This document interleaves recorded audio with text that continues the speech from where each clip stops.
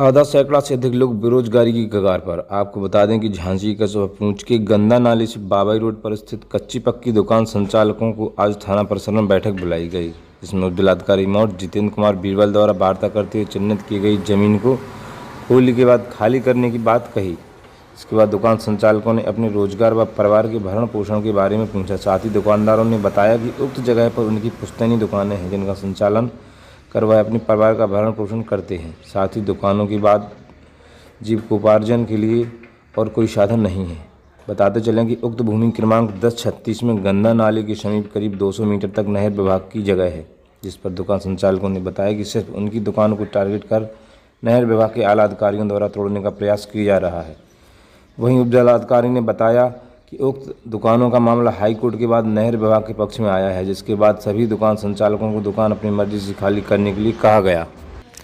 वार्ता में बैठी महिला दुकान संचालकों ने अपनी मांग को रखते हुए क्रांति देवी ने कहा कि उनके पति की मृत्यु हो गई है, उनके सिर पर 3 पुत्रियों के भरण पोषण की जिम्मेदारी है। साथ ही आय का जरिया सिर्फ घुमटी ही है, जिससे वे अपने बच्चों का भरण पोषण करती हैं। वहीं मौजूद अन्य दुकान संचालकों ने भी अपनी रोजी रोटी की समस्या से अवगत कराया। इस दौरान मुख्य रूप से नहर विभाग के अधिकारी समेत नायब तहसीलदार मौड़, थाना अध्यक्ष सुरेंद्र प्रताप सिंह आदि व्यापारी मौजूद रहे। क्या नाम है आपका? मेरा नाम ज्योति है, मैं पूछ की हूँ।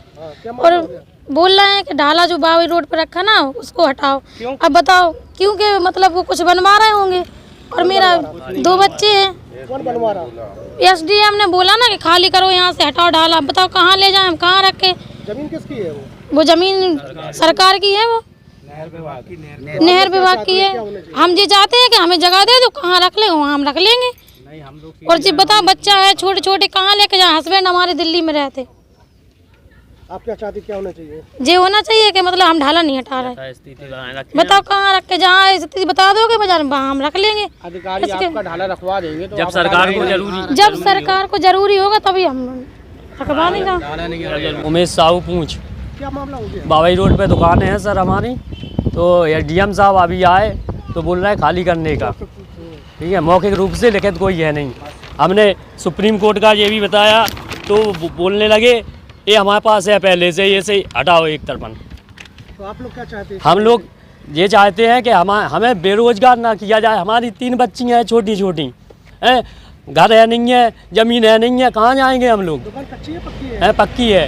आप किराए देते हैं? हाँ, किराया देते थे सतीश चंद्र भारद्वाज को, और उनके परिवार के और भी है उनके परिवार में, सब लोग लेते हैं।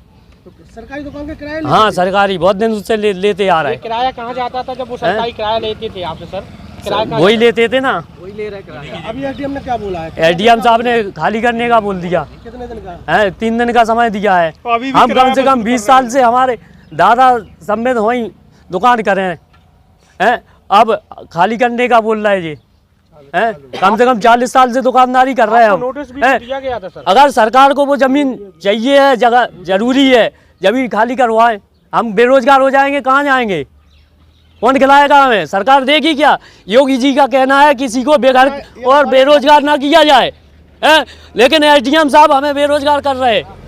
बताओ क्या करें हम? तो ये दुकान खाली करेंगे क्या हैं? अभी तो नहीं करेंगे, ऐसे नहीं, जब तक जिंदा है जब तक नहीं, चाहे हमें आत्महत्या करना पड़े लेकिन खाली नहीं होने देंगे हम। एक हमारी यहाँ नाले के पास सिंचाई विभाग की सरकारी ज़मीन है, जिसमें कुछ टेम्परेरी दुकानें और कुछ पक्की दुकानें बना के ये लोग काफ़ी समय से उसमें अपनी दुकानदारी कर रहे थे। ये मामला जब संज्ञान में आया तो ये लोग हाई कोर्ट भी चले गए, तो हाई कोर्ट से भी हमारे पक्ष में चीज़ें हुई हैं। हमारी सरकारी ज़मीन है, हाई कोर्ट ने भी कहा कि अपनी ज़मीन खाली कराइए, आपको खाली करनी है।